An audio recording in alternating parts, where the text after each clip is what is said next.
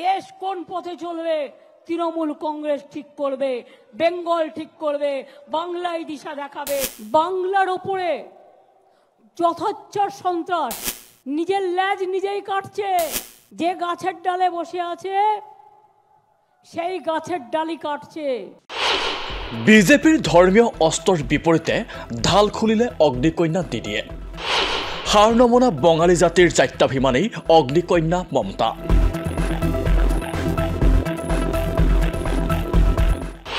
কোনো কাৰণতে বঙালী জাতিৰ ওপৰত অন্যায় সহ্য নকৰে মমতাই। বিজেপিয়ে যি গছত উঠি আছে তাৰেই ডাল কাটিছে।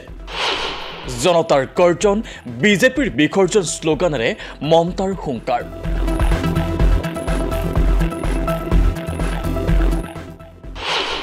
বংগকন্যাৰ কাষত কলকাতাৰ ব্ৰিগেড ফিল্ডত লাখ লাখ জনতা। বিজেপিৰ বিৰুদ্ধে যুদ্ধ ঘোষণা পশ্চিমবংগৰ মুখ্যমন্ত্ৰী তথা টিএমচি প্ৰধানৰ। বৰ্তমান পশ্চিমবংগত 42খনকৈ লোকসভা আসনত 22টাকৈ আসনত তৃণমূল কংগ্ৰেছৰ সাংসদ আছে। নিৰ্বাচনৰ পূৰ্বে অমিত শ্বাহে বাৰে বাৰে কৈ আহিছে যে বিজেপিক জনতাই 35খন আসন দিলে ৰামনৱমীত সুকলমে শোভাযাত্ৰা উলিয়াব পৰাকৈ বিজেপিয়ে পৰিৱেশ গঢ়ি তুলিব কলকাতাত। বিজেপিৰ মূল টাৰ্গেটতে যেন ঢাল খুলিলে মমতা দিদিয়ে। জনগৰ্জনৰ দিনাই আগন্তুক ৰামনৱমীত প্ৰথমবাৰৰ বাবে বন্ধ ঘোষণা কৰিলে পশ্চিমবংগৰ মুখ্যমন্ত্ৰীগৰাকীয়ে। 2023 চনত ৰামনৱমীৰ দিনাই উত্তপ্ত হৈ পৰিছিল পশ্চিমবংগৰ কেইবাটাও স্থান। তাৰেই সুযোগ গ্ৰহণ কৰি ধৰ্মীয় পাশাৰে খেল খেলা বিজেপিয়ে অফাৰ দিছিল পশ্চিমবংগৰ ভোটাৰক। কিন্তু বিজেপিৰ এই ধৰ্মীয় অস্ত্ৰ নিক্ষেপৰ পাছতেই অগ্নিকন্যা মমতাই নতুন ঘোষণাৰে খুলি দিলে ঢাল। দেওবাৰৰ দিনটোত লাখ লাখ মানুহেৰে ভৰি পৰিল কলকাতাৰ ব্ৰিগেড ফিল্ড। অগ্নিকন্যা মমতা বেনাৰ্জীয়ে দেখুৱালে ৰাজনৈতিক শক্তি আৰু উদ্যম। বিগত 6 মাৰ্চত ঘোষণা কৰিছিল জনগণৰ যাত্ৰা শীৰ্ষক এক গণ সমাৰোহৰ। কেৱল মাত্ৰ এটা আহ্বানতে অনুৰাগীৰে ভৰি পৰিল জনগৰ্জন যাত্ৰা। কেন্দ্ৰত শাসনাধীষ্ঠ বিজেপিৰ 18খন আসনৰ বিপৰীতে লোকসভাৰ 22খন আসনেৰে ৰাজ্য চৰকাৰৰ শাসনাধীষ্ঠ টিএমচি নেত্ৰী মমতা বেনাৰ্জীয়ে দেখুৱাই দিলে নিজৰ ৰাজনৈতিক শক্তি। আগন্তুক লোকসভা নিৰ্বাচনত বিজেপিক প্ৰতিহত কৰিবলৈ বাছি লৈছে বিশেষ ইছ্যু। পশ্চিমবংগৰ মুখ্যমন্ত্ৰীগৰাকীয়ে যেন বিজেপিৰ সাম্প্ৰদায়িকতাৰ বিৰুদ্ধে যুঁজ দিবলৈ চিন্তা কৰিছে জাতিভিত্তিক ইছ্যুৰে। তাৰে এক স্পষ্ট ইংগিত পোৱা গ'ল ব্ৰিগেড ফিল্ডত দিয়া বংগদিদিৰ ভাষণত। গঙ্গাসাগর সেতু আমরাই করব, ঘাটাল মাস্টার প্ল্যান আমরাই করব, কপালেশ্বরী কেলেঘাই থেকে শুরু করে যত প্রজেক্ট আছে আমরা করব।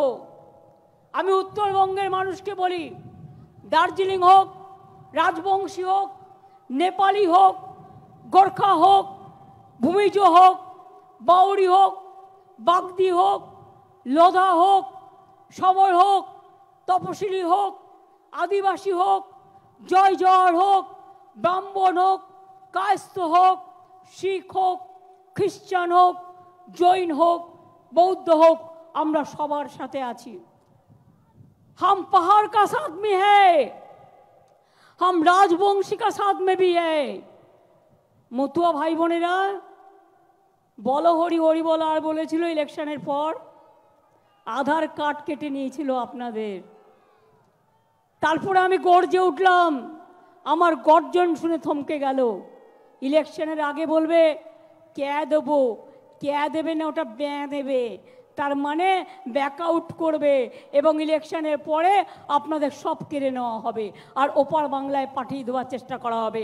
কিন্তু আমরা আপনাদের শেল্টার দেবো, আমরা আপনাদের কাউকে ডিটেনশন ক্যাম্পে যেতে দেব না।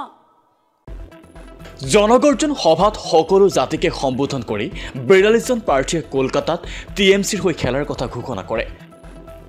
শিৱৰাত্ৰি, দৌল পূৰ্ণিমাকে আদি কৰি ৰমজান মাহ উপলক্ষে ভাষণত সকলো ধৰ্ম নিৰ্বিশেষে শুভেচ্ছা জনায় মমতা বেনাৰ্জীয়ে।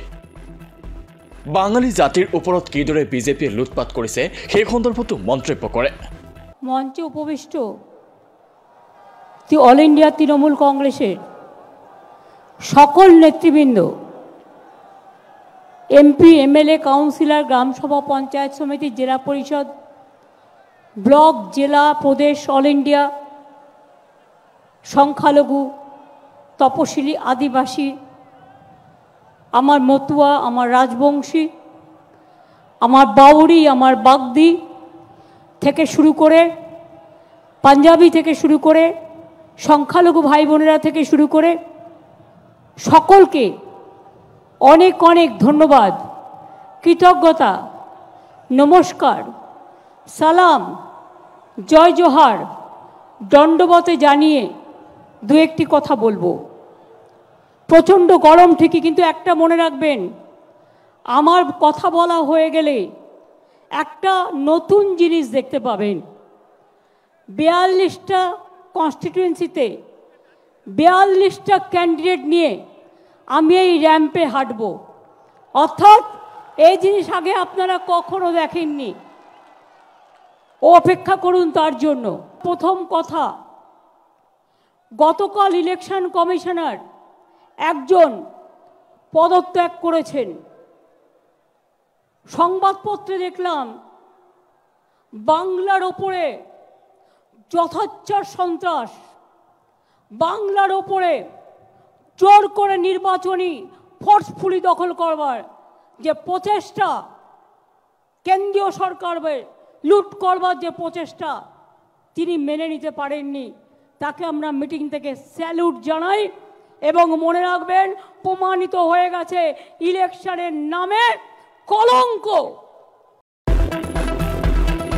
লোকসভা নিৰ্বাচনৰ পূৰ্বে নিৰ্বাচন আয়ুক্তই পদত্যাগ কৰা প্ৰসংগটো নাম নোলোৱাকৈ কেন্দ্ৰীয় বিজেপি চৰকাৰৰ কঠোৰ সমালোচনা কৰে পশ্চিমবংগৰ মুখ্যমন্ত্ৰীগৰাকীয়ে। আনহাতে 100 দিনৰ নিয়োগ নিশ্চিত আঁচনি MGNৰেগাৰ পুঁজি কৰ্তন কৰাৰ অভিযোগ তুলি তীব্ৰ সমালোচনা কৰে বিজেপিক। বৰ্তমান ৰাজ্যখনত বিজেপিৰ হাতত আছে 18খনকৈ আসন। বিজেপিৰ লক্ষ্য ৰাজ্যখনত বিজেপিৰ নিৰংকুশ সংখ্যাগৰিষ্ঠতা। ইতিমধ্যে কা আৰু NRC প্ৰসংগত নিজৰ স্থিতি দৃঢ়তাৰে প্ৰকাশ কৰি আহিছে তৃণমূল কংগ্ৰেছে। তৃণমূল কংগ্ৰেছৰ সমুখ সমৰত বিজেপি আৰু পাছে পাছে আছে ED, আয়কৰ অথবা অন্যান্য তদন্তকাৰী সংস্থা। গতিকে আগন্তুক লোকসভা নিৰ্বাচনত বিজেপিৰ আসন পূৰ্বতকৈ হ্ৰাস কৰি নিজৰ 22খন আসনতকৈ বৃদ্ধি কৰিব পাৰিবনে মমতা দিদিয়ে? যদিওবা মিত্ৰজোঁটৰ সৈতে প্ৰাৰ্থিত্বৰ বুজাপৰাত নাই তৃণমূল, অসমত মেঘালয়, পশ্চিমবংগত অকলেই খেলিব নিৰ্বাচন। TMCৰ উপৰি পশ্চিমবংগত কংগ্ৰেছ মিত্ৰজোঁটৰ অন্যান্য দলসমূহেও কিদৰে বিজেপিক পৰাভূত কৰিবলৈ ৰণকৌশল অৱলম্বন কৰিব, সেয়াও লক্ষণীয় বিষয় হ'ব।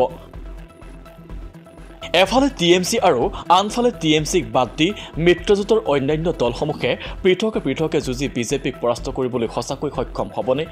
নিৰ্বাচনৰ ফলাফল যদিহে TMCৰ আশা কৰা ধৰণৰেই হয়, সেয়াও এক ডাঙৰ ৰাজনৈতিক খবৰে হ'ব দেশৰ ৰাজনীতিত।